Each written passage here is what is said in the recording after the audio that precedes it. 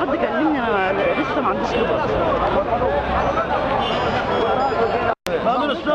يا حاج قول لي جاي ليه الوقفه دي؟ انا جاي الوقفه دي، انا زرعت ارض ومعايا 11 عيل، معايا كليات ما بيشتغلوش، كليات وقاعدين في البيت وبيشتغلوا معايا في الارض. جه المدبولي ده كسر الارض وهد البيت، معايا 11 عيل في الارض انا وعيالي، هدوا علينا البيت وكسروا البيت وردموا الزرع، الارض جنب النوادر كنسوها.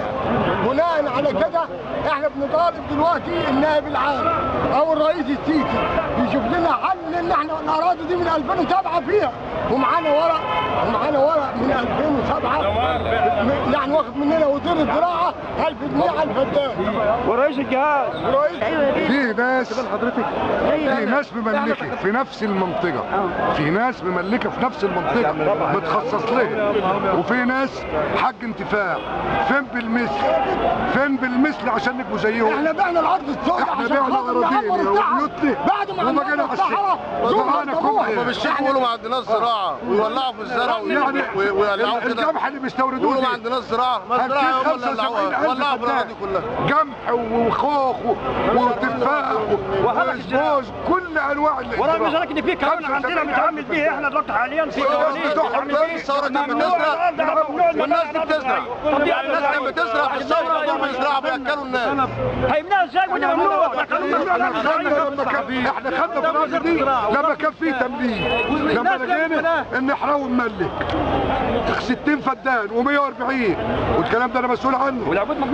في المنطقه دي ناس مملكه وبتزرع، احنا خدنا وزرعنا زيهم، اشترينا وبعنا اللي عندنا وزرعنا زيهم.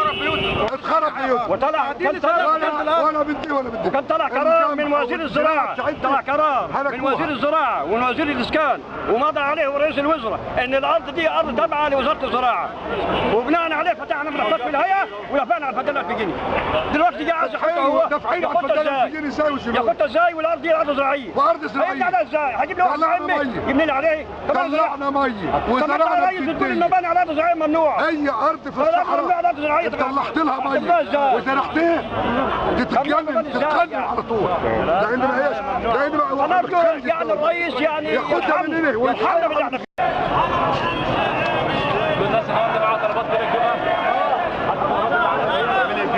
انا جنبي بس عشان انا ايه انا خايفه يكون